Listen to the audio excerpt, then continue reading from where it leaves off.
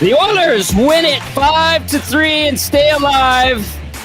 Wow, what a game. Hi, everybody. Welcome to the GCL Diesel Oil Stream, a post-game show. Top Gazzola live on location, Hudsons, Bourbon St at West Edmonton Mall. Jay and Adria are collecting themselves. Cal in the park and his family. Sarah, happy birthday to Sarah.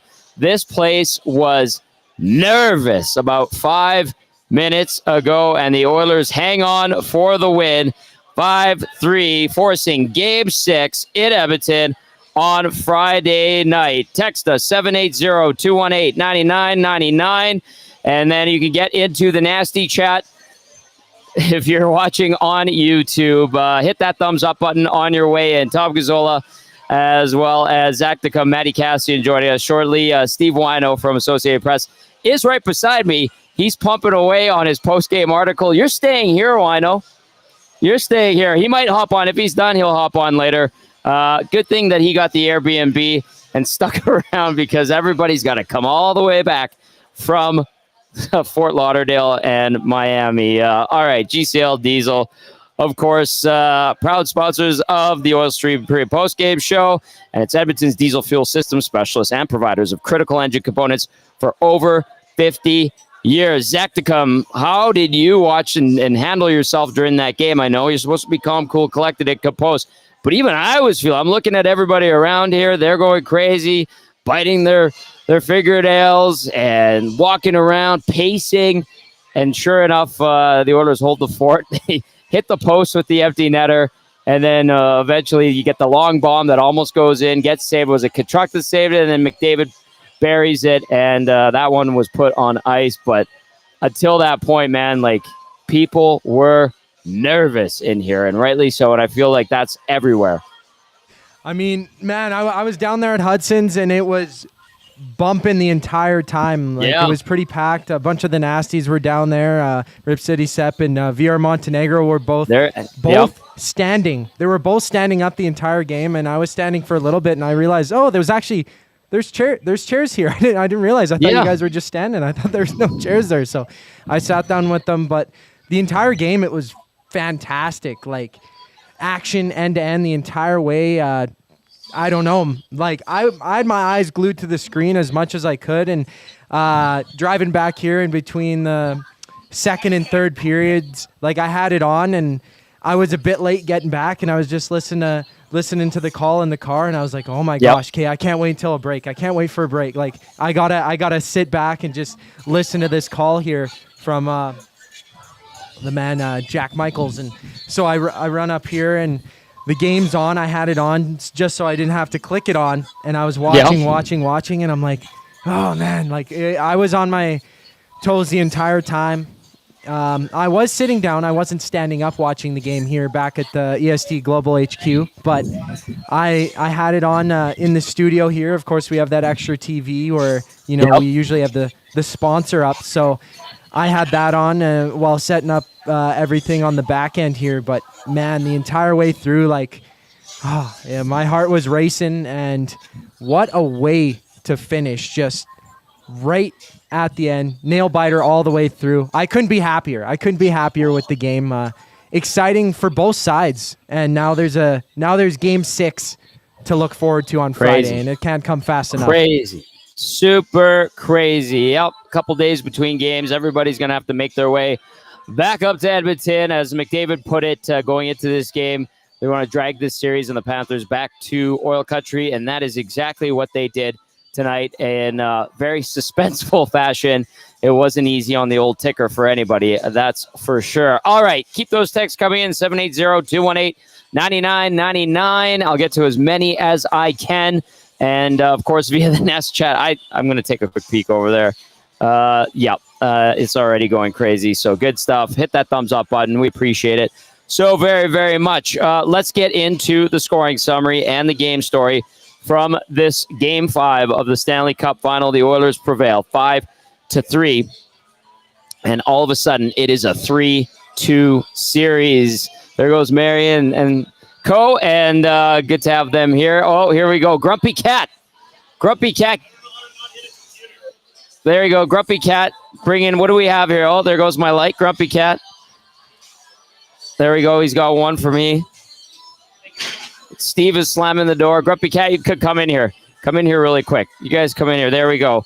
Grumpy Cat is wearing his Tobias Reeder jersey that he and his wife both bought matching Tobias Reeder jerseys. There you go. Tobias Reeder. Get in here. Tobias Reeder jerseys.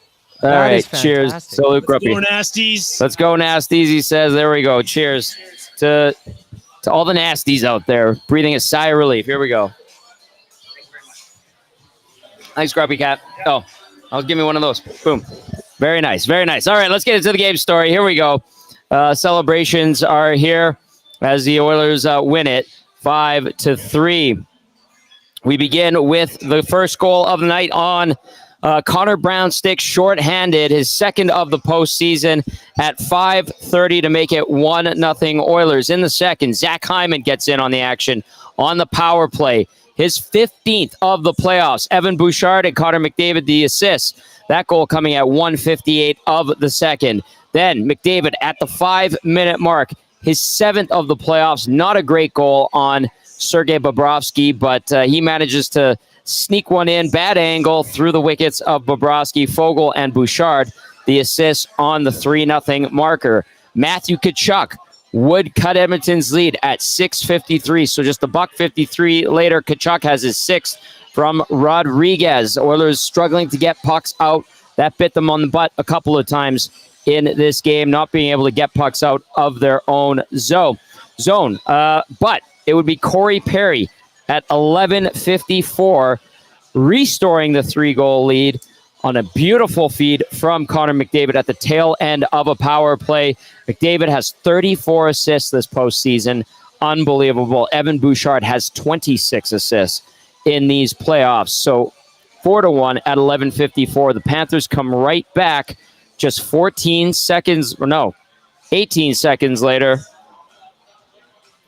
Doesn't matter. At 12:08, Evan Rodriguez scores his 7th off the glove of Darnell Nurse. Brandon Montour and Sam Bennett picking up the helpers on the Rodriguez goal. So 4-2 Oil after 2. In the third period, things get dicey when Oliver Ekman-Larsson scores his 2nd of the playoffs from Matthew Tkachuk at 4:04. Hold on to your butts because this thing was going to get crazy. Edmonton holding the zone. Edmonton getting big saves from Stuart Skinner when the Panthers had looks. And ultimately, Connor McDavid buries into the empty net, his 8th of the playoffs unassisted. 5-3 at 19:41. 5 Edmonton, 3 Florida. Game 5 goes to the Oilers. They are bringing this series back to Edmonton for Game 6 Friday night. Game stats from this one. Shots on goal, 33-24 in favor of the Panthers. They dominate the faceoff dot, 59.7% to 40.3. Edmonton's power play goes 2 for 5 on the night, so it broke through again, which is important. And then the PK, which has been rock solid all postseason, still sitting first in the NHL playoffs, goes 3 for 3. Hits, 38 for Florida, 15 for Edmonton. Block shots, 25 for the Oilers, 12 for the Panthers. Giveaways, 18 officially for Edmonton, 17 for Florida. And then takeaways, 6 for the Panthers, 5 for the Oilers. The final score, once again, 5-3 in favor of the Edmonton Oilers. Text us 780-218-9999 and get into the nasty chat. Let's get to our game analyst, Matt Kassian, as Edmonton is bringing this series back. He is standing by. Cass, my goodness, man, that was wild. That was wild. What can you say about that game tonight? What else? Yeah, I mean, that's about it. Woo. I know. Wow. There was a lot of nerves. I'm sure a lot of stress eating by a lot of people. Boy, in the driver's seat for a good portion of the game, and then just holding on to your butts for dear life until the end. Yep. It was what. So my wife doesn't watch that much hockey. She watches a little bit. But she doesn't watch that much. She'll watch with me. She knows I love it, so she'll humor me and sit and watch with it. But when she's sitting there like squealing and yipping and like oh my goodnessing and freaking out over every shot that's going to the net, you know that it's tense. So yeah, it was tense, Tom. It was tense. I mean, you saw the Edmonton Oilers play. I don't think they played loose, but they played comfortable. They were in control. And then all of a sudden, Florida poured it on, and they almost didn't know how to deal with it, or they didn't know how to deal with it, and it became just like hold on for dear life. And then, man, Tom, that roller coaster of Bobrovsky being pulled, and the post with Janmark, and then Tkachuk saving it from going in, and then McDavid finally buries. It's just, a lot of stress eating tonight by a lot of people, no doubt at all in my mind. Zachticum stress 8 tendies. Yeah, a lot of people having tendies. Nothing wrong chips. with that. Nothing wrong with some tendies on a crazy night like tonight. What a brilliant game too! Like it was just highly entertaining. I enjoyed it thoroughly. I like if you just like I don't know how you don't get emotional about that game, whether or not you like the Oilers or the Panthers or neither one of those teams. That was a phenomenally entertaining hockey game tonight. Yep. Yeah, well, tension the whole time. Right, tension the whole time. You had the tension. I think for Edmonton to get to the start, Brown gets that another shorty out of nowhere. So you're like Connor Brown, freaking hero. Edmonton's rolling a little bit, and it looks like okay, they're in the driver's seat. And so for people that are Florida Panthers fans, they're feeling tense about that. And come on, guys, you can get back in this. You can get back in this. And then Florida starts to chip away at that lead, and then the tension starts building on the other side. And then then both sides are tense because it's so tight. So that was a fun playoff game, Tom. I mean, the stakes are obviously huge. Win or go home for Edmonton. That was just fun. It was fun. Like I said, the heart rate going a little bit, like the nerves up a little bit. Every single shot, you kind of get that sick feeling to your stomach a little bit. And every turnover when the Edmonton Oilers were just flipping the puck, hoping that it would get out of the zone, you're like, oh, stressful in a good way. Stressful. My parents are stress eating a whole thing of nachos right now. Yeah. They just ordered them. Yeah. So, you got to get it out of your system. Yeah. Yeah. My mom was like, listen, they like the team, obviously. And my mom was like freaking out, but not doing anything. She was like frozen in fear watching that game. And so good on them. Now they're stress eating some nachos, which is hilarious. 780-218-9999. The Oilers win it 5-3 and have their second win of the Stanley Cup Final, bringing this series back Friday night at Rogers Place. All right, Cass, you ready to get into some text, or do you want to just do more of a bit of a breakdown here? Do you have anything else that we didn't hit on? Because the Oilers struggled at times to get pucks out of their zone too. You want to talk about that? Yeah, well, let's get to that. We'll get to that. Get to that. But I think with the stress and the tension, I want to get to some texts because I want people to get it out. Okay, let's go. Get it out of the system. Tell us how you're feeling. Tell us how you're doing. We want to know. Send us your thoughts and your emotions. Listen to the first text. I read the first line. I'm like, oh, you're getting exactly what you asked for here, Cass. It's from Andy Pandy, who texted and says, guys, I couldn't face the TV during the last 4 minutes. Yeah. Had to literally walk into the bathroom and listen to the noise. Unbelievable team spirit. 97 is actually from a different planet. If they can get 29 going, they can get this to 7. Can't believe what I'm texting. Andy Pandy. Calgary Glenn says, do you believe? I do. See you, Grumpy Cat. See you guys. What a game by McDavid. He will not be denied. He is dragging everyone back to Edmonton for Game 6. He will drag them all back to Florida for Game 7. Brown, Mark, another fantastic game. So, Mark and Brown. Skinner was so solid all game. Keep it rolling. 14 6-0 Cuppers down. 2 more to go. Rip City Step, who is here with the crew of Nasty, says, never doubted him. Conroe, Texas, says, seeing double with 2 Connors leading the way. I remember early this year, on the Oil Stream, someone posed a hypothetical.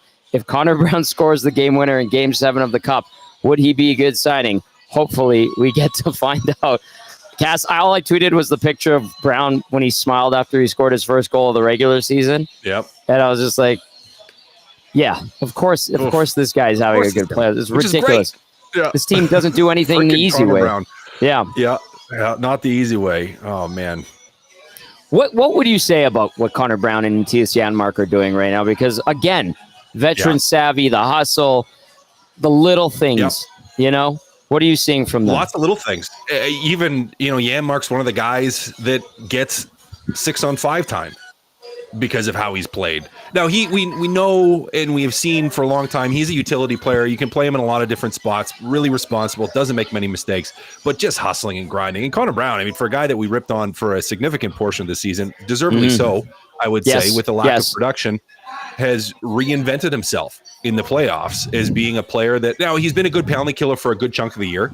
But reinvented himself to be, again, Connor frickin' Brown, a difference maker in the playoffs and a difference maker right now in the Stanley Cup Final in a lot of ways. So it's pretty unbelievable. And you know what, Tom, playoffs do that to players sometimes. There's some players that for whatever reason, and we've seen it here in Edmonton before with different guys, where it just brings out the best in them for whatever reason. They hit a groove, they feel their legs, the adrenaline's pumping, and they're just able to zone in and just have an impact. And Connor Brown's doing that right now, and Janmark too.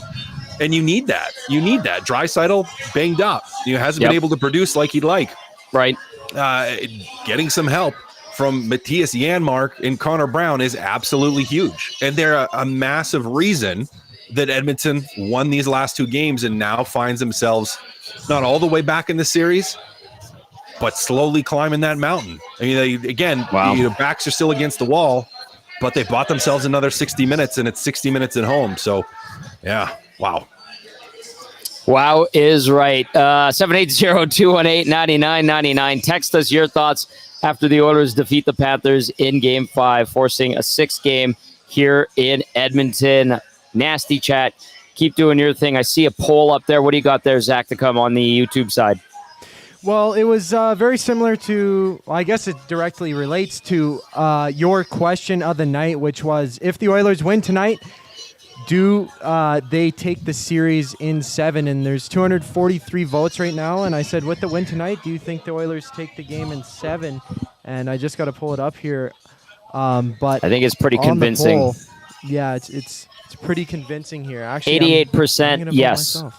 88% yes. I don't know why it didn't pop up, but 88% yes. And before the totals before the game was 87% yes. So still very similar, almost identical to what it was in pregame. So still, the hope is alive. Believe. Yep. Unbelievable. Cass, what about that? Because it was a Whyno that looked at me after Game 4 when the Oilers were just destroying Florida. He's like, there's no way they're losing at home. Do you think, is this momentum? We kept hearing all playoffs long, there's no momentum game to game. What would you say to that thought that Whyno passed along to me? And I'm like, well, maybe, I don't know. It's going to be incredibly difficult. It will be incredibly difficult. The old Latin saying, dum spiro spero. As long as I breathe, I hope. Okay. And that's where we're at still with this group. I can't say I'm like, there's no way they lose at home. They've lost at home already in this series once. Yeah.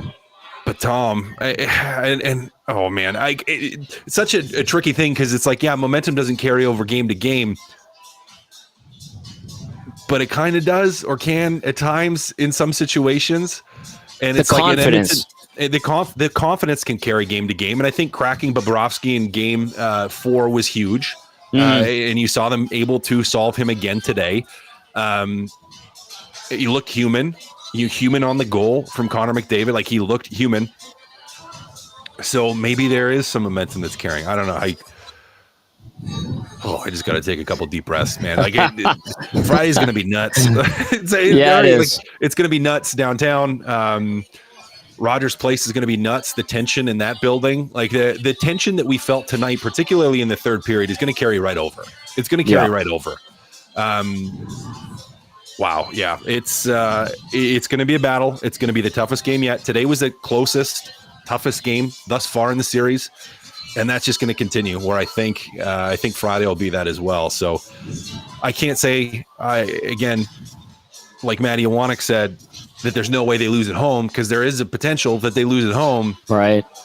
But Tommy, I don't know if they're going to lose at home. So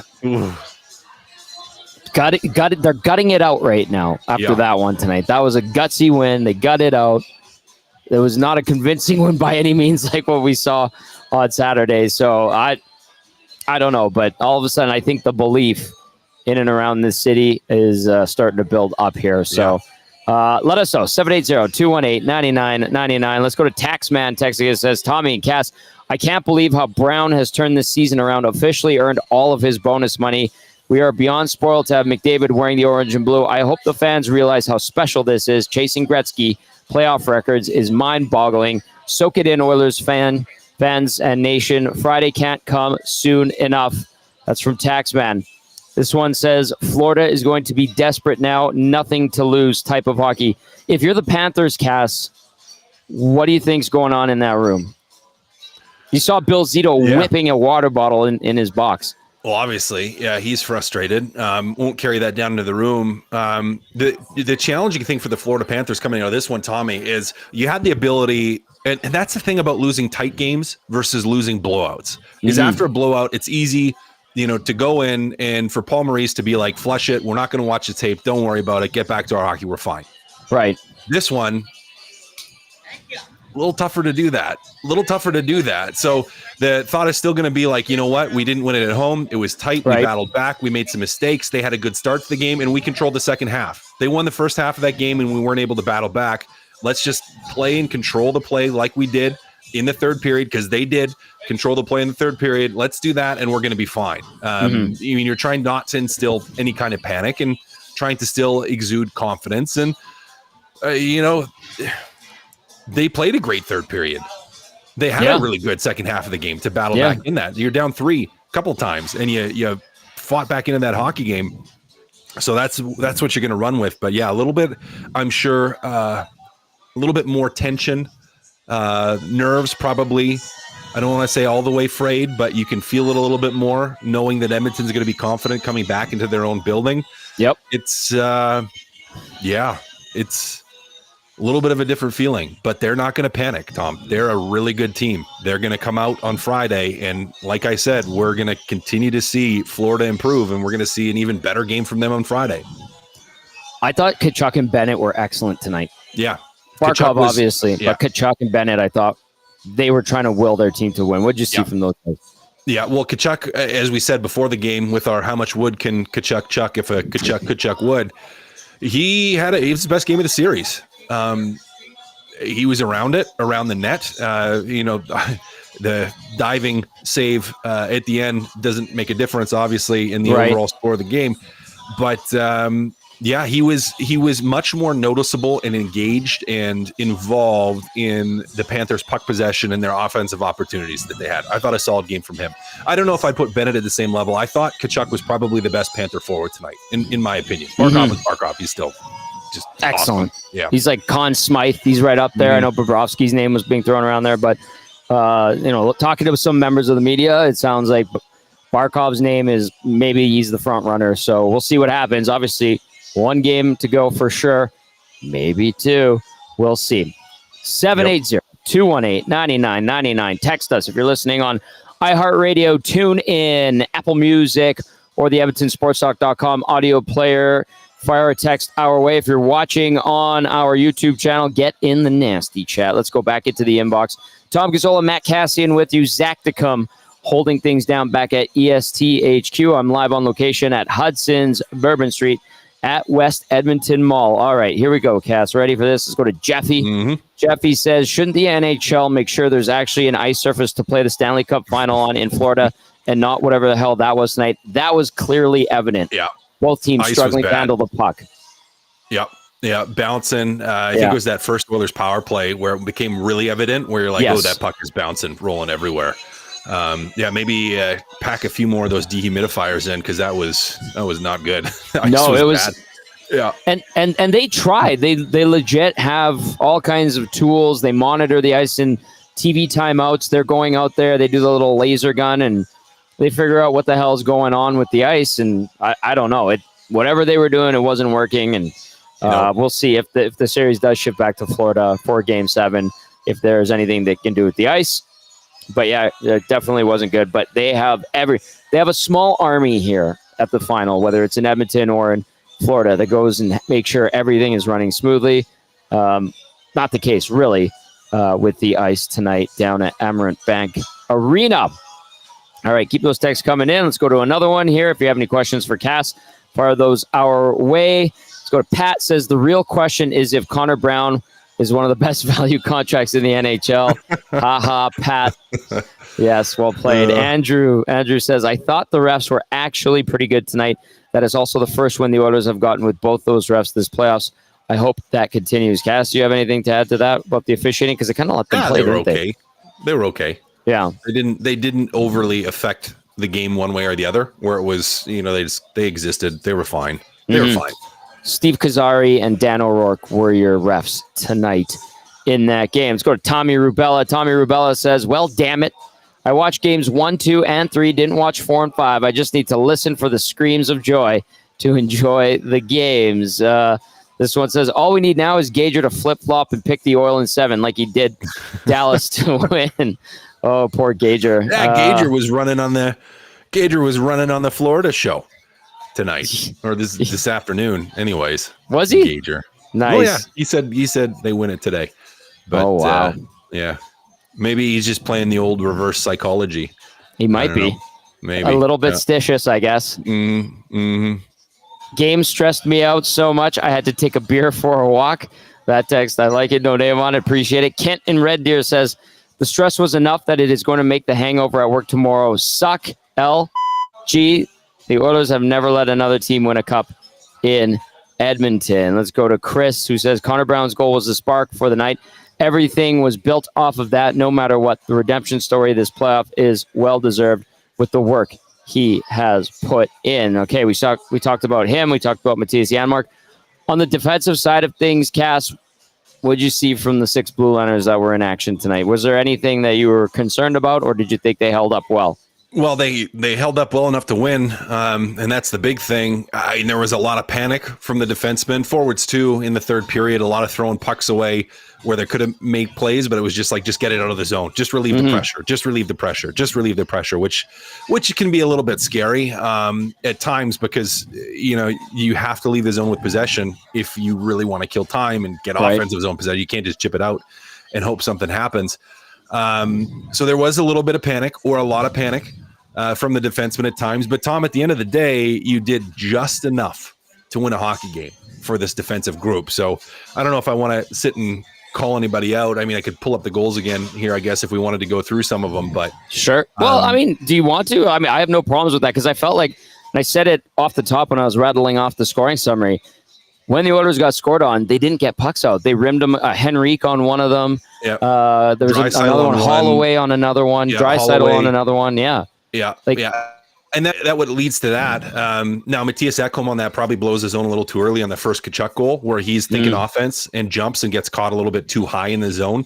As everyone did, they thought the puck was going to be out. But Holloway doesn't make a play on it. Now, he has garbage to work with. I'll say that. Like, he doesn't have much to work with there as far as a puck battle. But Bouchard, you have a 3 at that. Maybe my problem with that play is this: you have a 3-goal lead at that point. You don't need another one, right? And so for your defensemen, for Bouchard and Ekholm, they both get caught on that. Now Bouchard steps through support. He thinks Holloway's going to chip it. I can pick this up, and we're going on offense. But the reality is you're still a defenseman, and I know you have great offensive skills and you want to score goals, but you have 3 already. They have none. So both him and Ekholm get caught up ice on that goal. We haven't talked about Connor McDavid's pass to Corey Perry yet. That was a thing of beauty. Absolutely beautiful. If we're looking at positive things that happened, McDavid at the start of that, just being McDavid and being amazing, just walks into the zone, steps through 2 guys, and just the presence of mind to find Perry, who does a good job of going to the net. So huge positive on that. All right, Evan Rodriguez, the second goal for the Panthers. Same thing. You should have possession. You should have win a battle. You lose a battle on the wall. Ryan McLeod's got to find a way to get that puck, in front of the net, and then you can't lose the battle in front of the net. So a little bit of everyone on that one. Zachticum's in. Says, I have that McDavid assist video if you wanted me to play it. Let's play it. Roll it. Let's watch it. That's the thing of beauty. Give it to us. Give it the breakdown, Cass, while we're watching it. Well, he makes two defenders look stupid, and he doesn't look at where he's passing, but he knows Perry's there, and absolutely touched it. Beautiful goal. Not much else needs to be said. It's Connor McDavid doing Conn Smythe-worthy, unbelievable things. What a pass. What a pass. And Corey Perry finally has a moment. Yep. Right? Like, we've been waiting for Corey Perry to have a moment. He gets one there at the tail end of a power play. And off a brilliant play, like you said, by Connor McDavid. Speaking of Corey Perry, he did talk to the media after the game. Let's hear from the Oilers forward, who picked up a big goal tonight. That's why he's the best player in the world. He knows when to turn it on. He can, and he had a heck of a game, and that's why he leads by example. Wait, what has your group shown in the last 2 games? Resiliency, just work, belief, and we talked about it when we were down 3-0. It's just hard work, and we knew we were playing decent, and just waiting for those bounces, and got a couple, and now we're going home, and put ourselves in a position to get another one. And Corey, how keep crazy playing. is it going to be back in Edmonton? I think you guys all know. You've seen it throughout the playoffs, and those fans they're amazing to play in front of. They're loud, they're passionate, they care, and we're excited to get back to Alberta. Can you describe Connor's assist on your goal, like through your eyes, like in slow motion? I watched him go through 3 guys and pass it over to me. I mean, I didn't even yell for it. He just saw me go in the net. That's just the type of player he is. It's a game he had tonight in the last 2, right? Facing elimination. Like, are there any words? Like, what are your words to describe it? He puts his team on his back. When we're against the wall, he puts us on his back, and he plays. And you see why he is the best player. How good it is for you to put one in? It feels good. It's been a long time coming.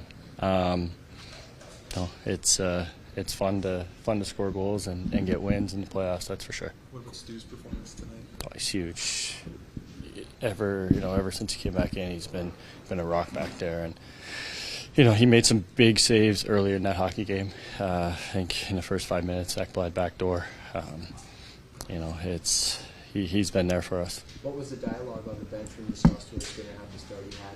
Maybe you guys wanted to spark something in your guys' zone game. Well, that's the biggest thing. You knew he was going, and once we saw that, it got our legs going, and then that huge penalty kill with the shorthanded goal.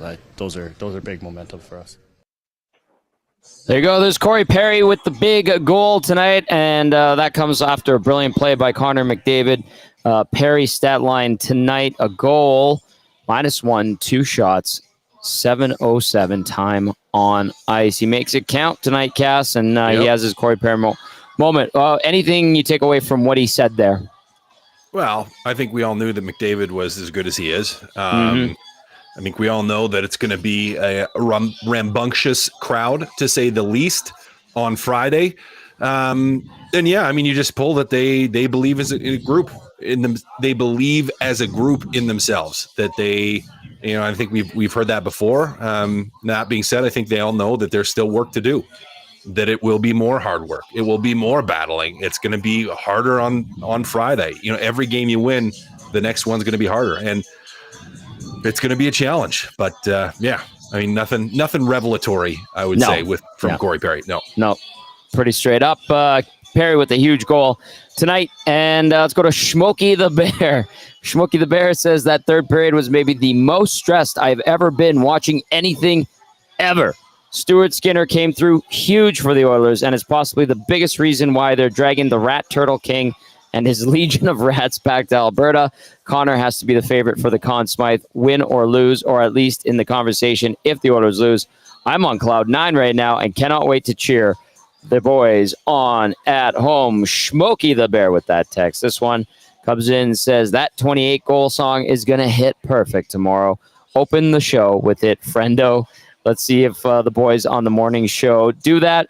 Watching from Peoria, Arizona. Go Oilers, Gazzola rules. I feel like that might be our neighbor John from back in the Phoenix days. And I'll tell them that my parents are right here, John, if that is you. And they're happy to hear from you. Thanks for watching from Peoria, Arizona. Zachticum put it on the map. Northwest of Phoenix proper. Got it, Peoria. There you go. RBF says, Connor frickin' Brown, my lord. Way to go, boys. Unreal. What a story right now. And then C-Mac says, cast 2 seconds before he goes full caps. And he has a shot of Bill Zito with the eyes wide open. Very funny. Very funny. Okay. Do you want to say anything about Stu Skinner before we listen to what he had to say, or do you want to talk about him coming out of his interview? Yeah, well, he continues to play incredibly well. And I think, as Corey Perry said, that save on Ekblad early in the hockey game, massive.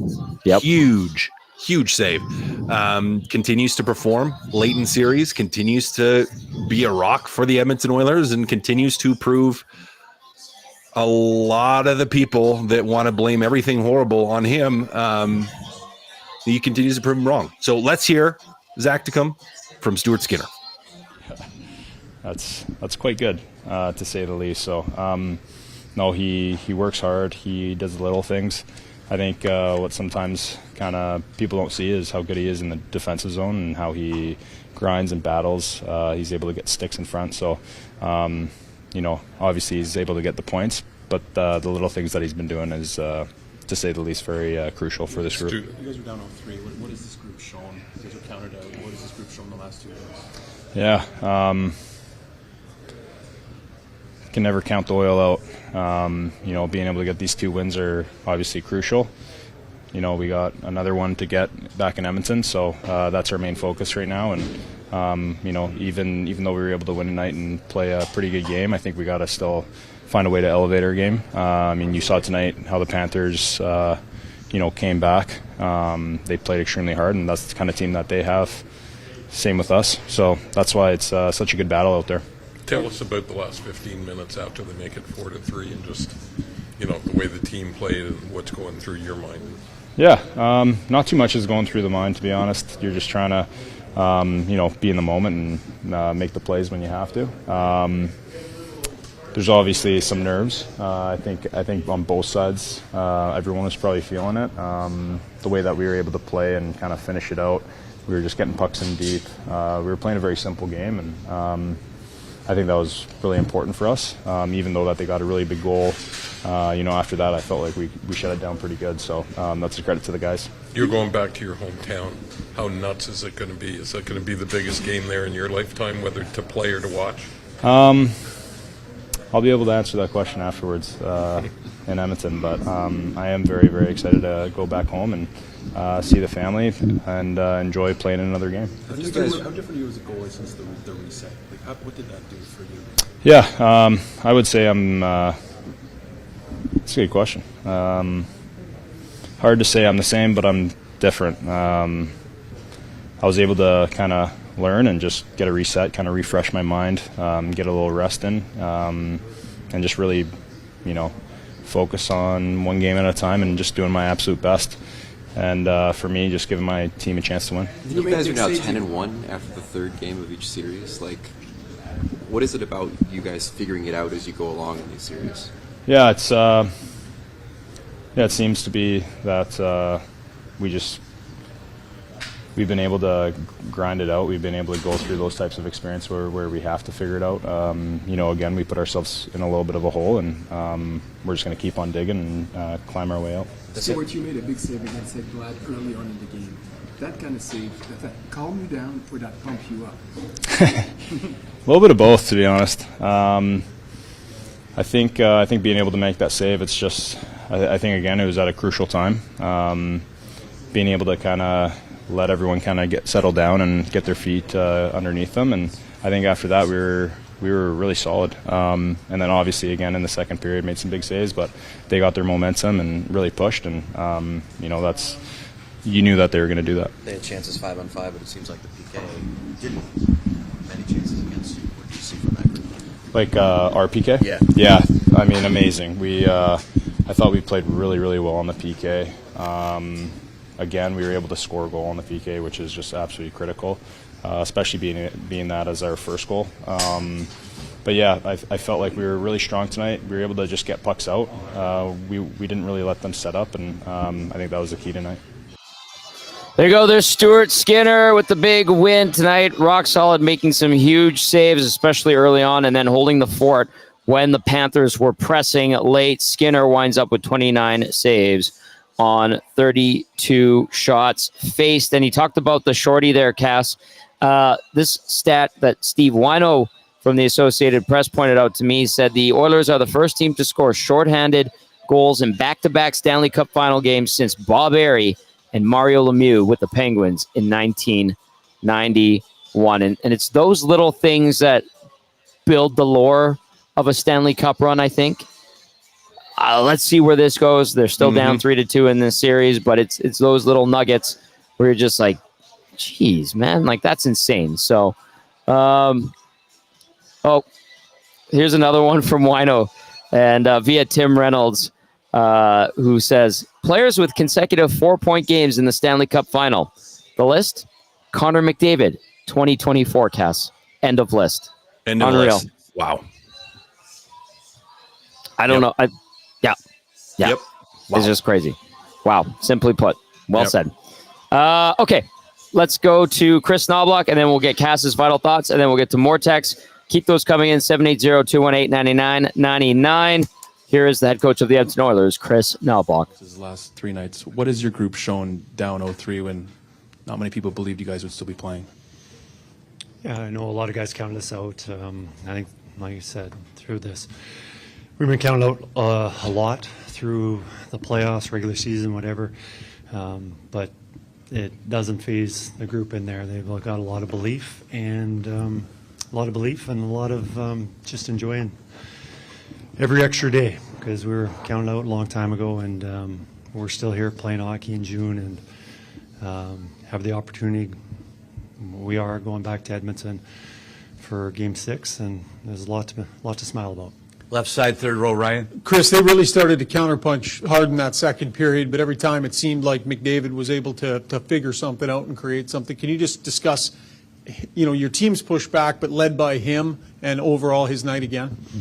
Yeah, the biggest thing on, when a team has their push and they're aggressive, you get often, you always want to make the safe play. You don't want to give up the puck. But you do that so much. You need to be able to transport the puck. You need to get into the offensive zone. And I don't think there's anybody better at that than Connor is. He alleviated a lot of the pressure, which kind of gave us a little breathing room out there. Left side, second row, Derek. Hey, Kris. You guys wanted to get, drag it back to Alberta. What are you expecting in Game 6 at home, and what's it going to take to ring the bell and bring it back here again? First of all, we're very excited to be back in Edmonton. Obviously, the streak or the series is continuing.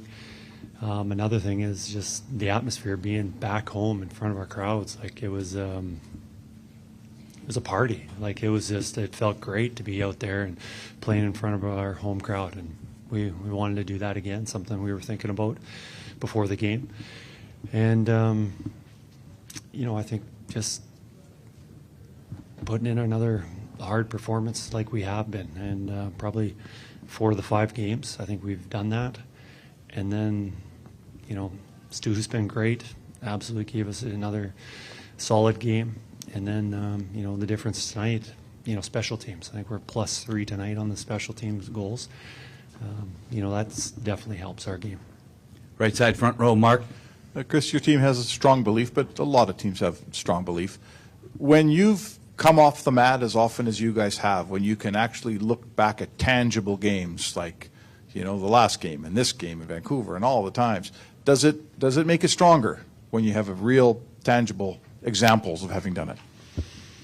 Well, first of all, I've been part of a lot of teams that have always said they had strong belief, and most of the time they don't. But with this group, they say they have strong belief. I truly believe that they do have that strong belief. The more situations you go through where you face adversity, it just sets you up for being able to handle it in the future. And, we've been through this, whether it was in previous seasons, elimination games, whatever happened in the past. But this year, definitely. We saw it in the LA series, Vancouver, Dallas, and now here being down 0-3 and surviving a couple of them. I think it's just, guys are just having fun and playing hockey. Right side, fourth row, Andrew. Chris, a couple series in a row that the power play has been questioned for games 1, 2, 3, 4, and now you're figuring it out. Just wondering how that's coming along as the series has progressed the last couple rounds, while the penalty kill continues to stay locked in. Yeah, special teams are so important. We've won so many games throughout the playoffs and even regular season on special teams. Power play, penalty kill have been really good. And tonight, we have a victory tonight because of the special teams. And I think our Gully, Stewie have been doing an outstanding job. That's their departments. As a whole, we always talk about it and what we need to do, but it's pretty much all on their shoulders, and they've been doing a heck of a job. And obviously, they do a heck of a job preparing our players. Now it's one thing to prepare them. Our players have done an outstanding job of going out there and executing. We'll take a couple more. Left side, fourth row, Daniel. Chris, what role did your goaltender play in your win tonight? I think goaltending has a role in every game almost. Very few. You have to be pretty dominant to win a game without solid goaltending. And Stewie was good again. Really good. Maybe not as good he was in Game 4 at home, but he came up with some big saves, and they had the pressure, and just things that were hitting him. He was smothering up. There wasn't a second chance for them. He collecting the rebounds. Gives our players a lot of confidence. Last one, right side, front row, Mike. Chris, you kind of touched on this earlier, but you talked about the party back in Edmonton. How crazy do you think it's going to be the next couple of days back there, biggest game in that city in almost 2 decades? I think there'll be a lot of excitement. I think there was a lot of excitement when, down 0-3 in that series. And, it's tough to really get into the series, as a fan. But it didn't seem like they had any troubles getting into it. Now that we've kind of made this a series, I think they'll enjoy it much more, and we'll, as always, enjoy playing in front of our home fans. Friday night, Game 6. Oilers down 3-2 in this Stanley Cup Final. Can they dig themselves out of that 0-3 hole Kris Knoblauch was talking about there? Tom Gazzola, Matt Kassian with you. Zachticum as well, holding things down back at ESTHQ. I'm live on location. Hudsons, Bourbon Street at West Edmonton Mall. Cass, there was a couple things I wrote down that Knoblauch was talking about. He said he's been on teams with strong belief, and he says those teams, some of them, didn't actually have it. That was all hot talk, but he believes that this team actually does have it. And then he says all we can do is prepare them, and then the players are executing, getting the job done. That's interesting. Like that whole belief thing, Cass. I'm sure you've been in scenarios where your team's down when you were with Ottawa in the postseason. Can you articulate or go into a little bit more what Knoblauch means by, they say they have belief, but they don't really. Yeah, well, just like so many things in life, I would equate it across to other aspects of life where, oftentimes when things get hard, people quit. Mm-hmm. And they may have all the talk, they may say all the things, they may seem like they're engaged and involved, and then things get hard and people just quit or back away. It's too hard, it's too difficult, I'm too tired, and the excuses become plentiful. Sports teams, that applies as well. Anything that takes a bit of faith. Your faith gets tested when things go wrong. Your faith gets tested when things don't work. Your faith gets tested frequently. Yeah. And, when the chips are down, when things are going well, usually that's when you find out. I mean, you can call it, there's a thing with wheat called chaff. I don't know if you know too much about wheat and farming. Separating the wheat from chaff. That's the old saying. From the chaff. That's the old saying. But that's what it is. The chaff acts like it believes, but the wind blows on it and it just floats away in the wind versus the real grain that's sitting there. And this group certainly, the last 2 games has shown us that they believe they can win. I don't think you get game 4 if they don't believe they can win. I don't think you win tonight if you don't believe you can win. They've shown it to us. It's certainly something I would agree with, that there's a lot of people, a lot of teams, a lot of players that say they believe, but they don't. Right now, it looks like this Oilers group does. Now, will that belief be enough to carry them? I mean, you got a smaller mountain to climb than you did, but it's still a mountain. You still got to win too. So, you've taken a whole bunch of steps in the right direction. With that belief, it's got to keep carrying you forward. Friday night, Game 6. Cass, I want to read you one text before your final thoughts. Shaggy in St. Albert says, in this case, I am fine with the wisdom of Cass. A win is a win. Elimination game edition. Oilers made this more difficult than it had to be. 4-1 lead. Draisaitl invisible most of the game, other than a few bad passes. That is that one game that Skinner needed to steal. Luckily, McDavid had a statement game and was great enough to make up for Draisaitl's disappointing night. Draisaitl has chance for redemption Friday. The dream is still alive. Cass, your final thoughts going into Friday, and then maybe something off of what Shaggy and St. Albert had to say there. Yeah, well, I'll just say you bought yourself another game here. That belief has to stay strong and stay true, and you have to do whatever it takes, again, to find a way to win. You have to have Connor Brown playing again. You have to have Matthias Janmark playing outside of his boots again. It'd be nice, and I know he's probably banged up, but it'd be nice to see Leon Draisaitl have a night where he pops off for a whole bunch of goals. And McDavid's the best player in the world. I don't think for a second that he won't be just playing like he played tonight. So, you got to have that belief. You have to have everyone going again. Stuart Skinner having another solid game. And it's going to be tough. Yeah. Got to be ready to battle, Tom. It's going to be the toughest game yet. All right, Cass, final thoughts going into Friday night from you on tonight's show. Have fun, Edmonton. Enjoy it. If you see the players out and about, leave them alone. Leave them alone. Leave them alone. For God's sake. Just leave them alone. Leave them alone. Let them get groceries with their family. Yeah. And let them buy beer for parties. Yeah. Well, hopefully they're not doing that yet. Yes, that's true. But enjoy the moment and buckle up. Buckle the heck up, because it's going to be a wild ride on Friday. Cass? Yes, it will be. Great work as always, my friend. I look forward to talking to you about it on Two Guys and a Goalie on Thursday. It's me in for Dusty. And then all of us reconvene Friday night when the Oilers and Panthers go at it again for Game 6. Good job, buddy. Thanks, buddy.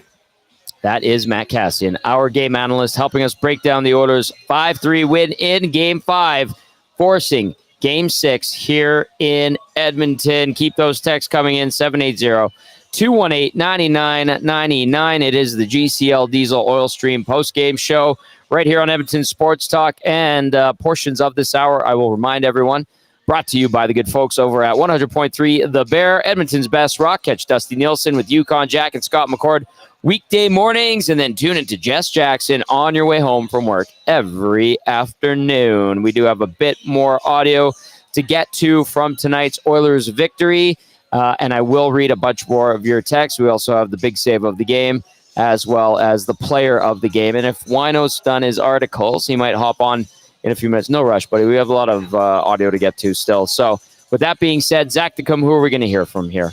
Oh, man, the only Connor McDavid had 2 points, 2 assists and 2 goals tonight, 4 total points. And, of course, Zach Hyman was rolling out there as always, and they had their interview together. So let's hear from them now. Panthers back to Alberta. How are you guys able to do that tonight? Well, it was a total effort from everybody.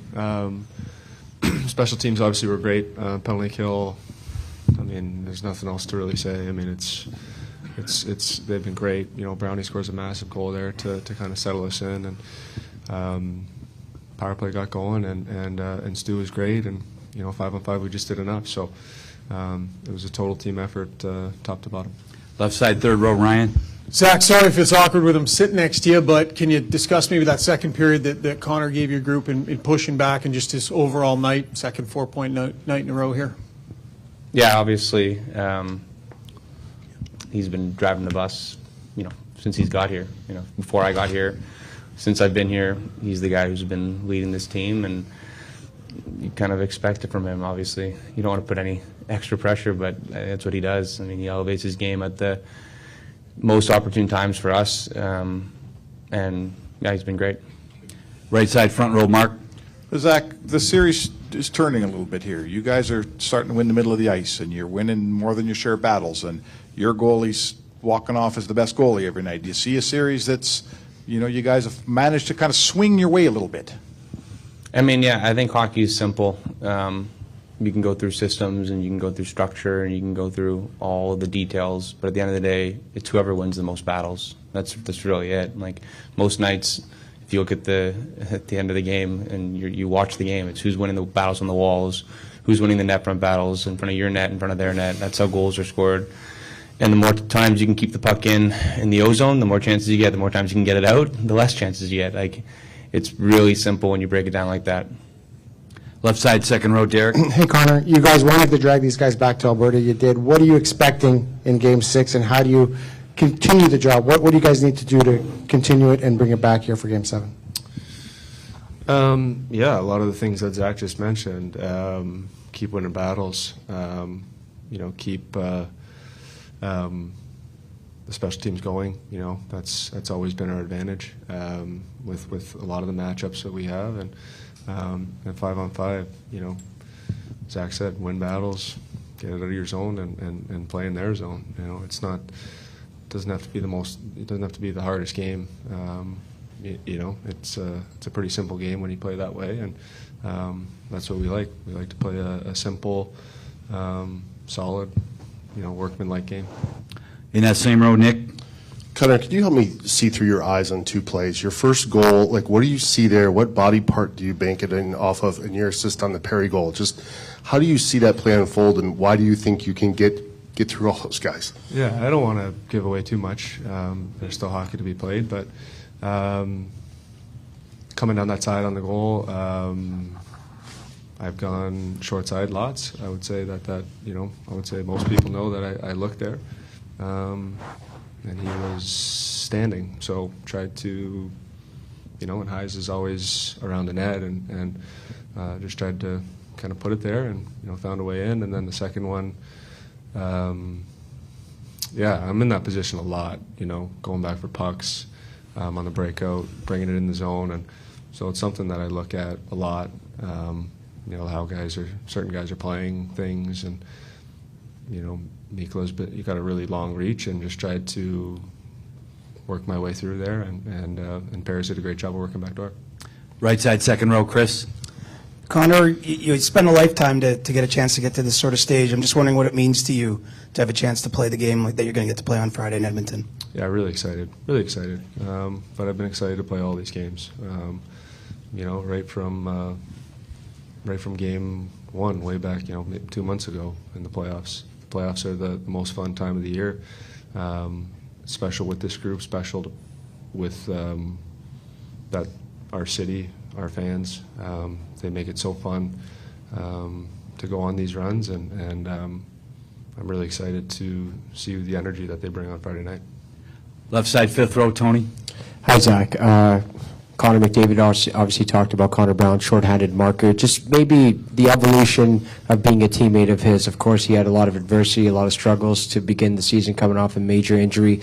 And now in the biggest stage, he's providing some pretty valuable minutes for you guys. Just what it means to you as a teammate to see him put up the points he has. I mean, I've known Brownie for a long, long time. Like we came up into the league together. We played in the Marlies 2015-16, and then we got called up right around the same time, and then played in Toronto for a long time.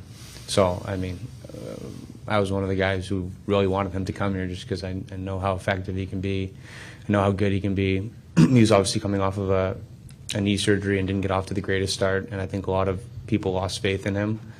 But I mean, I always knew how good he is, and I think everybody's seeing it. I think all the Oilers fans are seeing it. Like, he's been one of our best players. Just so impactful in all aspects that he plays. Like, he's been unbelievable in the PK, unbelievable 5-on-5. So, I mean, I think you're just starting to see a taste of what type of player he is, and I've seen it for a long, long time. So it's amazing that he's able to show it at the highest level. Like, you're in the Stanley Cup Finals, and he was one of our best players for the past 2 nights. So, yeah, he's been great. We'll take 2 more. Left side, fourth row, Daniel. Zach, I feel like you've maybe scored prettier goals in your NHL career, but what do you think of that goal being able to maybe kickstart, offense from other guys? All right, that was Connor McDavid and Zach Hyman. Good stuff from them. McDavid, thing he said, total effort from everybody. He puts together another 4-point game. The only guy to do that back-to-back in the Stanley Cup Final ever. Ridiculous. Absolutely insane. Okay. Keep those texts coming in, 780-218-9999. We are live on location, Hudsons, Bourbon Street at West Edmonton Mall. It's the GCL Diesel Oil Stream post-game show, and we will get to the save of the game and the player of the game. Steve Wno from the Associated Press will also stop by and join us, and we will get to, like I said, a bunch of nasty chats and texts. Let's go to this one from AD. Says, "Oh my Tommy, that was a nail biter. Connor Brown is a man on a mission this playoffs. Power play scored, and the Oilers on to Game 6 in Edmonton." Andrea says that the decibel meter hit 111 here inside Hudson's Bourbon Street at the end of the game. Absolutely insane. Andrea, I think, had noise-canceling earbuds in, or yeah, I think they're noise-canceling earbuds, if I'm not mistaken, Andrea. Hockey Girl Texan says, "What a game. This is what playoff hockey is all about, and the reason why I believe." McLovin says, "What did I say? What did I say?" And what McLovin said earlier in the day at 4:51 p.m. during the pregame show, "I don't think McDavid will let himself be denied. Oilers in 7. Randy says, "Just curious if Florida put out a memo that since they lost Game 5, they concede the cup. Like, it sounds like it's 3-1 Oilers or the Panthers are done. Are they not probably saying that they believe in their group too? Haha, like they get no hope now. So polarizing. Haha," from Randy. Let's go to Twitter. Mary, who was here today. "Is Nickelback coming to town for the Friday concert if Shania was not available?" Steve Wno said that he hasn't heard anything from the league in terms of a concert. And Mary adds, "I flippin' hate Matthew Tkachuk, but he carried the Panthers on his back tonight." Mary, he absolutely did. Tube Socks is pumped up, says, "F yeah." Ed says, "The second power play unit is so much better than the first. It's not even close, Ed. Nobby is blind, no help from upstairs."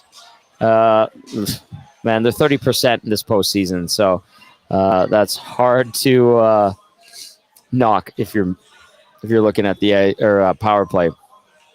All right, let's go now to. Are you ready, Zachticum, for big save of the game? Oh yeah, born ready. Are you ready to go? Trev Okay, would say. let's get to that.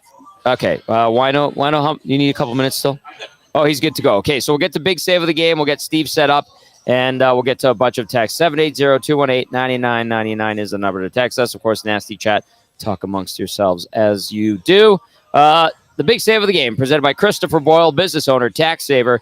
Take care of your family with Christopher Boyle, an experienced advisor with over 17 years in the business. Safeguard yourself and your family with comprehensive coverage for tax-free benefits during hospitalization or a fractured or broken bone. You'll get benefits paid from day one of the incident, so you don't have to worry about the costs and loss of income due to hospitalization.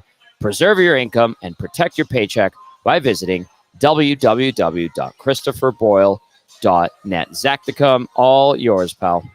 Well, right off the bat, like the first save that I saw of the game was from Stuart Skinner, and I'll actually just roll it here. I do have the clips. So what happened was about 1:30 in the first period, a play made down by Evan Rodriguez comes off of Barkov. He gets it in behind the net, sends it in front out to Ekblad, and with the glove, Skinner comes out. So Barkov, of course, lethal, makes a play through a couple defenders, gets it to Ekblad, who's wide open as he pinches down in towards the net, and Stuart Skinner is there to make the save for his team. Fantastic stop there, and I did have an honorable mention with that. It was towards the end of the game, but it didn't really matter, so I didn't count it at all. What was the honorable mention? Here it is. So it is the empty net save. I mean, you're sacrificing, you're diving into the net. Tkachuk there, like, you got to give props to that, but of course it goes to Stuart Skinner. Yes. Huge save of the game and started his night very well, and he proceeded to play well the rest of the game as well. So off to a good start, and he was able to finish it and help his team get the win with that big save right off the hop. Nicely done, Zachticum. That is the big save of the game, presented by Christopher Boyle. All right, here he is, Steve Wno from the Associated Press. He's joining us. He was on the pregame show. He is now with us on the postgame show. Steve, that game was super entertaining. It was wild.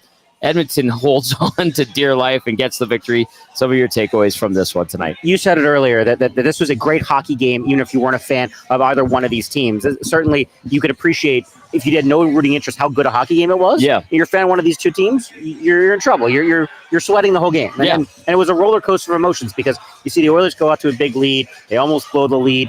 Like a bounce one way or another, that game's in overtime. We have no idea what happened, but Connor McDavid, man, it's just like what Zach Hyman said, Connor doing Connor things. It's just unbelievable what this guy has done. Nobody's ever had 4 points in back-to-back playoff games, certainly on the brink of elimination. Right. And as your boy Trevor said, they believed in McDavid being able to lead them, and so did his teammates. Yes, absolutely. If you're the Florida Panthers, is concern starting to creep in, or do you go, no, we put this one away, not necessarily flush it like you did with the 8-1 loss, but you put this one away and you recognize you still have 2 cracks at lifting the Stanley Cup here? Yeah, I mean, naturally, a human emotion is right. You're going to be concerned. There's going to have that little bit of doubt creep in. But we've seen this before. The LA Kings in 2012 that I've been talking about for the last 4 days, it seems like, blew 2 of these chances and then wound up winning the series in Game 6. It's been done before, and teams don't often get to a 7th game in this situation. It was 1942 when the Toronto Maple Leafs came back from down 3-0 to even force a Game 7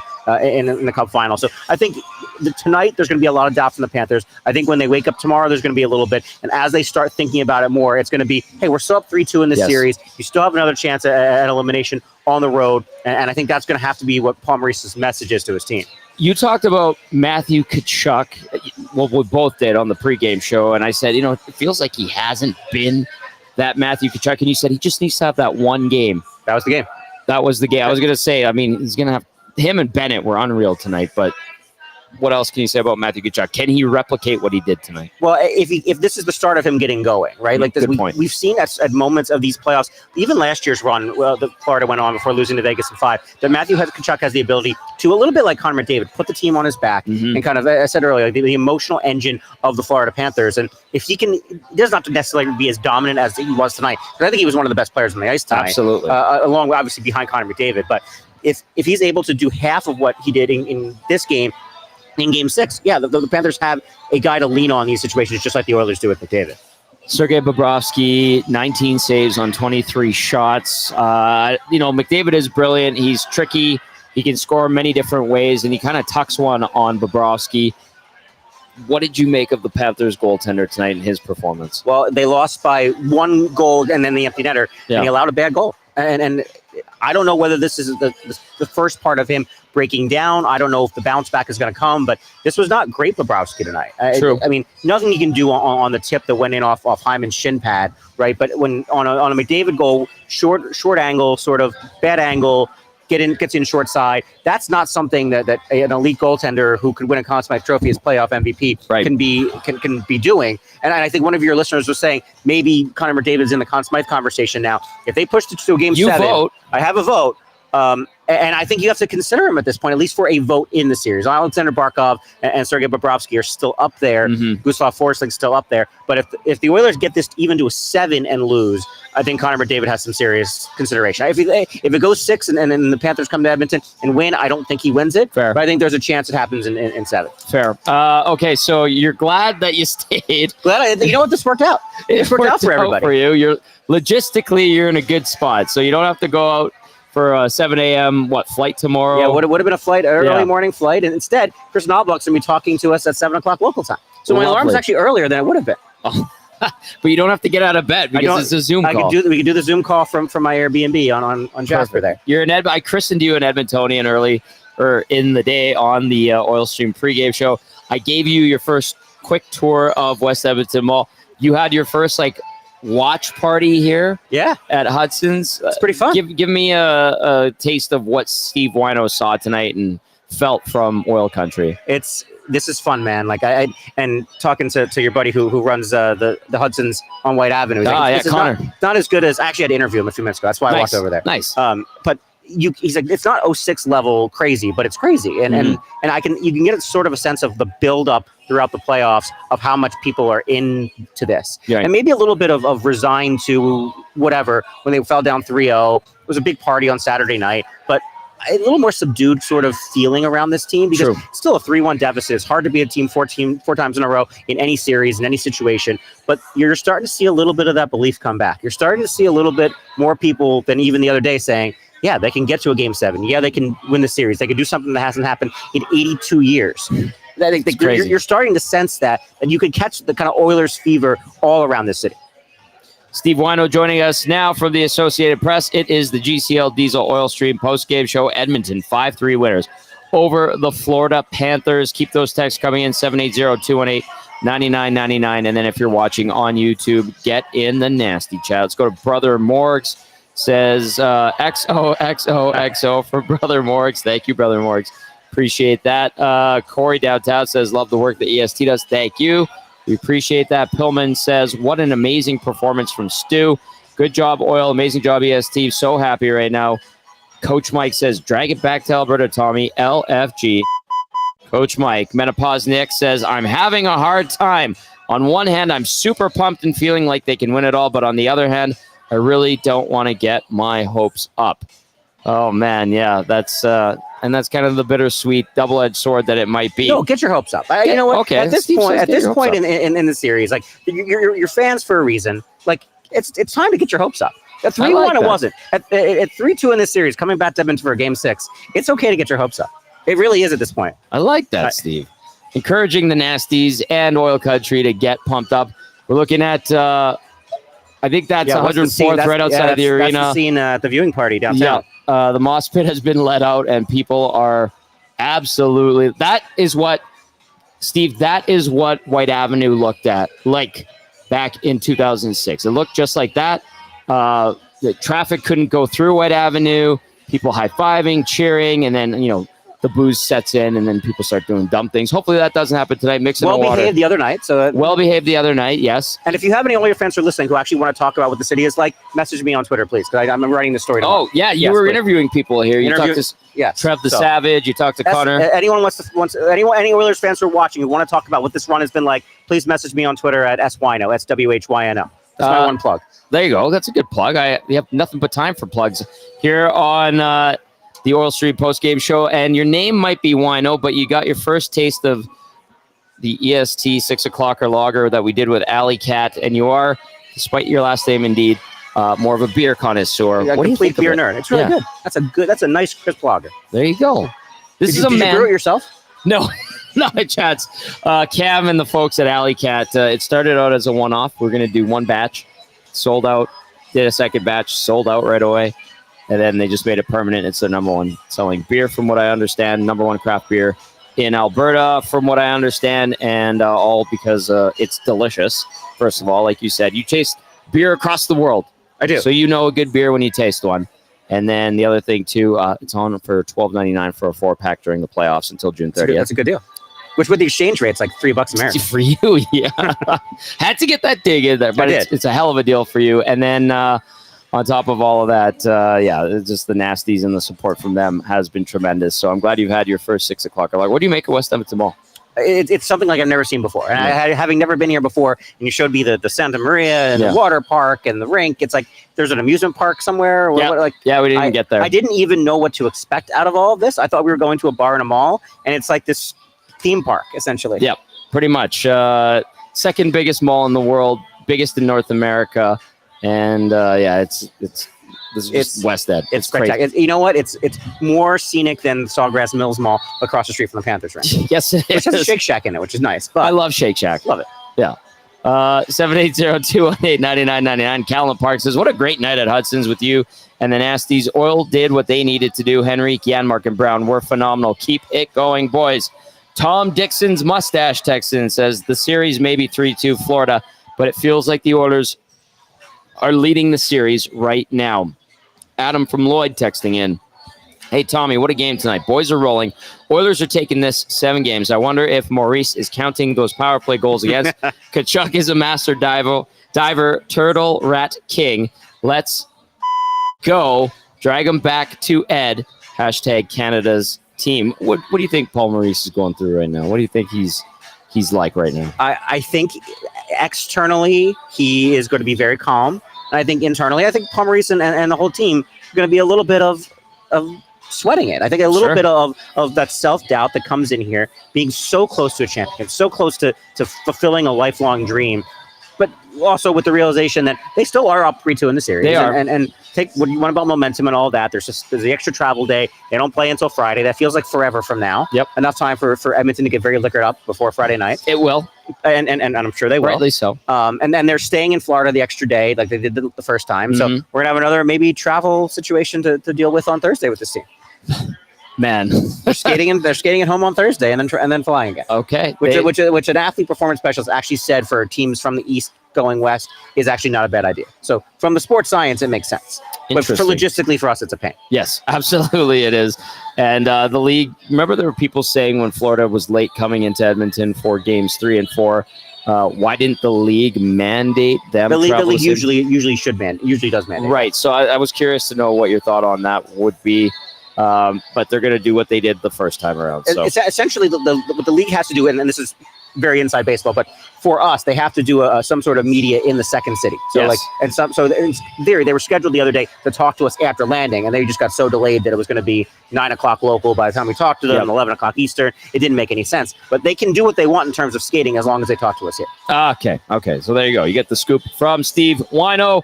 Keep those texts covered. 780-218-9999. Let's go to this one out of Calgary. He says, I've heard people cheering out of their windows in my condo here in Calgary when they scored /1. Nice to know I'm not alone behind enemy lines. LOL. And that's kind of the funny thing about the Oilers, Steve, is even in Calgary, people kind of follow them. Yeah, follow. Yeah, and there's certainly, I'm sure, people like family members of yours who are from Edmonton, who are for the Oilers, who live in Calgary. It's not out of the realm of possibility. Well, yeah, my brother's one of them. My brother Mike works in Calgary, and he's an Oilers fan. So he would be one of those guys that probably was cheering outside his condo as well. Let's go to our boy Barron. Says, Tommy, hope never dies. What say you? Why can't I get a 6 o'clock or lager in Sask yet? Because it's only allowed to be sold and sold in Alberta. There are people who've bought it here and have brought it to Saskatchewan. I saw someone bring it down to Mexico, I believe. So it has traveled, but you can only buy it in Alberta. I might need that because I might be flying out of Calgary on Saturday. So perfect. So I might just bring some for my journey. We can help you with that, Steve. We can help you with that big time. All right, one more text, and we'll get to the player of the game. This text says, boys, what a win. At some point, so Matthew Tkachuk teammates, I read it verbatim sometimes. So Matthew Tkachuk's teammates tell him to calm down from all the diving. He did get called on the dive. He did get called for a dive tonight, yes. Officiating, no qualms there. They kind of let them play. Yeah. I mean, at certain points, the game more tightly officiated. At certain points, they let a little bit more go. But I'm never one to blame officials for a result one way or the other. That's not. It's a really, really fast game and all that. But that's among the topics to talk about tonight. Officiating not on the board. Well said, Steve. All right, let's go to the next portion of the show. That is the Damon Bunting RE/MAX Elite Player of the Game. Damon Bunting is a consistent top producing realtor in Greater Edmonton and among RE/MAX realtors in Western Canada. He and his team would love to help you find that right home or make the move from your current home. He's community driven, understands what it takes to make a difference in our city. Check him out, DamonBunting.com. or visit his Instagram at Damon Bunting Real Estate. We might have to get Steve to be in touch with Damon Bunting. I might just not leave. There you go. Damon can help you out.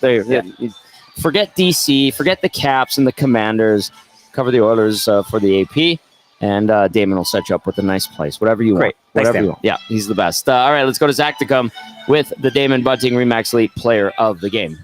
Yeah, I mean, Connor McDavid, he came out flying tonight. 4 points, 2 goals, 2 assists, 2 shots on net, and he became the 3rd player in NHL history to record 40 points or more in a single postseason. Those 2 other players being Mario Lemieux and Wayne Gretzky. Not really that hard to guess, but now he has the 3rd most points in a single postseason of all time, behind Wayne Gretzky and Mario Lemieux. So Wayne Gretzky has 47 total points in 18 games in 1984-85. Mario Lemieux not in bad. 23 games in 90-91 had 44 points of his own. And now McDavid, slight correction, he is 4th place behind another Gretzky one where he only had 43 points in 19 games, but still, regardless, you're matching Gretzky records and bringing stuff back, like being in the Stanley Cup Final for the first time. Amazing. 8 goals and 34 total points in the postseason thus far. And I actually do have a clip of Connor McDavid. Of course, he's always flying, and Perry talked about it in his post-game interview. Let's just watch this. So he cuts in through a bunch of the defenders on the Florida end, makes that sweet pass over to Corey Perry, and that's a goal right there. Like, come on, just driving in towards the net, making that pass. He made a bunch of other great plays, but tonight, of course, Captain Connor McDavid has to be the Damon Bunting Player of the Game for Game 5. Nicely done, Zachticum. I like how Zachticum is adding in the clips. It's really nice. A nice little layer that he adds in there. That's a McDavid level production there. That's right. That's right. I want to say this because the morning show guys get to do it all the time. Changing 300. We've just hit 300 likes. What does that even mean? Yeah, we like changing 3. Have you not seen Vegas Vacation? Of course you haven't. Have you not played blackjack? Yeah. I'll stop. Zachticum's 20 years old. He's a All fresh right. baby, as All we right. like to say. We're the old guys. Yeah, Right, we're the okay. old guys. Okay. So changing 300. Big thank you to all the nasties watching on YouTube and that have been all day long, which is fantastic. And that's awesome. Wallace Shawn is the actor's name, and we wanted to find him on Cameo and get him to do changing 100, 200. We can't find him. Okay. If you have any connections, let me know. I'll work on that. Okay, perfect. Let's get to the average ape via the nasty chat text. It says, I can't wait, although I was basically pacing around my house all day today. LOL. Friday is going to be even more difficult to keep calm. Yeah, probably. I literally, we're seeing people on Twitter saying that Friday might as well be declared a holiday in the city of Edmonton. Well, you're going to see how slow it is tomorrow and how quiet it is around the city, because for a Tuesday and what happened tonight, I feel like there's going to be a few social sparklers spread around for sure. After that 5-3 Oilers victory. All right, we have a couple more minutes. If you want to text us, 780-218-9999. Tom Gazzola, Steve Wno, and Zachticum with you. We're live on location at Hudsons on Bourbon Street at West Edmonton Mall. Zachticum back at EST Global HQ. What'd you think of this? Did you see the Bill Zito video? Yes. Just of him chucking the water against the wall? Yeah. Yeah. He's pretty angry. He's a hot little tamale right there. He's pretty angry. Yeah, we'll see if he can calm himself and settle in for Game 6. I mean, Steve, it's going to be wild here. You know that building. You saw it the other night, how crazy it got. You know this city. You're now an Edmontonian, which is amazing. All it took was you to be quarantined here during the bubble, do the bubble, come back for the Stanley Cup Final. And anyway, I'm kidding. And all kidding aside, though, what do you anticipate for Friday night? I don't think there's a way. That decibel meter in the arena that we went up to like 108 the other night, it's going to bust over 110. Even the other night when this team was down 3-0, that building was on fire. And even before the game, we expected maybe some nervous anticipation, but we got ourselves a series here. And I imagine it to be a day-long sort of party here in Edmonton. Probably. This is your 12th Stanley Cup Final now? This is my 11th. 11th, sorry. My bad.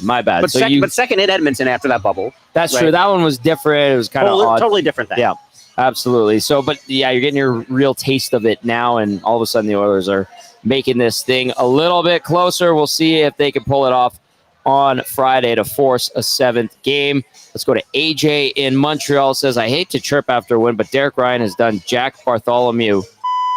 I need Sam Gagner to draw in next game. There's been a lot of people, myself included, who would love to see Sam Gagner play. We don't think it's going to happen, unfortunately. It's a heartstrings thing. Yeah. And Derek Ryan, if you're wondering what his stat line was like tonight, I can give it to you. He does everything he can out there. He's a smaller guy. -1, 1 shot, 4 hits, 753 time on ice, 42.9 on the face-off dot. Would you get a Sam Carrick in there? Do you stick with the same lineup if you're the Oilers? I don't think Kris Knoblauch wants to mess with anything right now. I think he's found a lineup he's comfortable with. Guy, there's a little bit of chemistry. Even if it's just Derek Ryan giving you 8 solid minutes, that's fine. I don't think you want to, like, you're down 3-2 in the series still. You've won a couple. Like I think Kris Knoblauch, and not even a superstitious way, but in a this process has worked for us sort of way. Why change it? If you're Paul Maurice, are you tweaking anything? Absolutely, yeah. And I don't know what he can do on defense, of kind of any defenseman he can bring in for Dmitry Kulikov, who has been dreadful the last couple of games. But I do think he makes a change on the fourth line. I think Kyle Posta's out and Nick Cousins comes back in, or Steven Lawrence comes back in. One of those two guys. This is what we talked about earlier. Paul Maurice likes changing his fourth line wingers after a loss. I expect to see that again. All right, that's what we're. Wait, was Ryan Lomberg even in the game tonight? Yeah, he was. I didn't really notice him all that much. Let's take a look at what Lomberg did. To be honest with you, I noticed him on the bench. I think he was 5:44 of ice time. Okay, so not getting much. I think that was just his 6th postseason game this year. 9 shifts for 5:44. All right, so minimal impact for Ryan Lomberg, the former Calgary Flame. Maybe Nick Cousins and Steven Lawrence come in. I think there's some tweaks that Paul Maurice is going to make with his lines, and I think you're going to see a couple new players in. Okay, we will anticipate and look for that. This one from Grumpy Cat, who brought over the shots and had the Tobias Reeder matching jerseys with his wife. He basically turned it into finagled a 2-for-1 Tobias Reeder jersey for him and his wife. Mr. Whyno, you are a beauty. Please go on the Hangout. It's our 9 to 11 show. Thank you, Grumpy Cat. Yeah, I'll try to weasel you onto the Hangout. I'm hosting it without Matthew Iwanek, who's off to Atlanta for the Canada-Argentina match at Copa America. So I'll see what I could do, Steve, if you want to come in on the Hangout tomorrow at 9 a.m. What else do I have to do? I live in Edmonton now. I'm okay, I'll pick you up. I'll pick you up. You're on the Hangout with me and Sean Bell. How's that sound? Love that. Okay, good. There you go, Grumpy Cat. We've got Whyno, who I wanted to bring on today, but you were busy and tired. And I'm glad I had you on the pre- and post-game show. Swifty says, I scared my youngsters. I was cheering so loud after Brownie's shorty. And he added a picture. This is oil country. That's great. That's a nice look. Nicely done, Swifty. And let's go to Taco. Says, Tommy Zito had a serious case of the crazy eyes towards the end of the game. Definitely meme-worthy. P.S. Leave Derek Ryan alone. The dude only plays 7 minutes, and he doesn't make huge mistakes. Absolutely. I'm with Taco on the Derek Ryan thing. He's a solid veteran guy. Terrific story for our purposes, too. And can I talk about Connor Brown real quick? Absolutely. We talked about this on the pregame show, but the fact that it took 20 months, it's been 20 months ago that he tore his ACL, that he is finally looking like himself is I mean, not predictable, but just amazing that he's gotten to this point. Yeah. As far as depth forwards doing what he does after tearing an ACL and coming back, a guy who relies on speed so much to have this kind of impact is one of the best stories of the Cup Final to me. Absolutely, it is. And I joked during the season that when he couldn't score, couldn't put up any points, basically got out of the lineup because he was doing nothing out there on the ice. I was like, watch, he's going to be the next Peter Klima or Michael Pekka, and he right now might be surpassing those guys in their playoff performances. It's spectacular. So we'll see if he has any magic left in the tank for Game 6, trying to force a 7th game. All right, Steve Wno, what are you looking forward to these next few days heading into Game 6? Just the anticipation in the city, and I'm curious to talk to guys when the Oilers come back here and skate on Thursday, kind of what their mood is like. Like they were.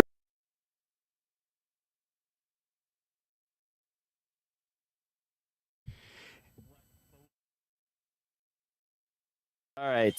Sorry, I refreshed the screen. I still Zachticum pop in there. You scared me. Sorry, dude. I hit refresh. No, it's all good. But that was a good point by Steve. The anticipation heading into Friday night's Game 6. Zachticum, do you want to say anything? Any final words before we wrap this bad boy up? It's been a fun night, that's for sure. Oh, it has been a fun night. And I guess the final thing I do got, you mentioned the Bill Zito water bottle throwing. I do have that clip of course here. You do. Like, look at this. He just looks mad. He picks up his thing slowly, takes it, and just rips it out the wall. Like, oh, man. Better than throwing the phone. Better to throw the water bottle than the phone there. That's right. Yeah. Don't throw the phone.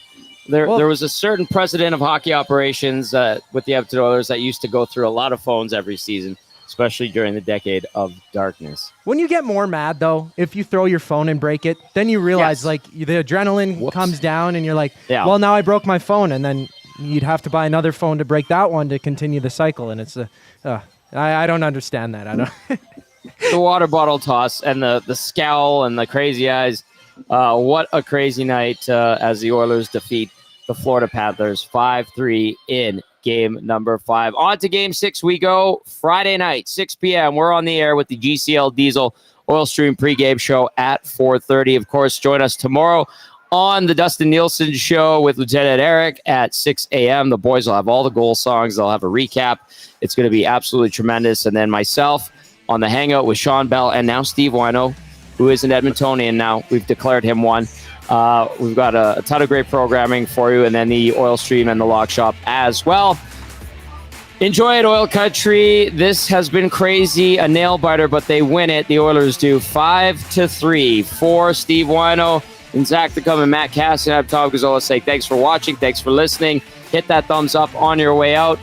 Enjoy the next couple of days, and if you're partying tonight, mix in a water. That'll do it for the post-game show. Ciao, ciao, everybody from Hudson's, West Edmonton Mall.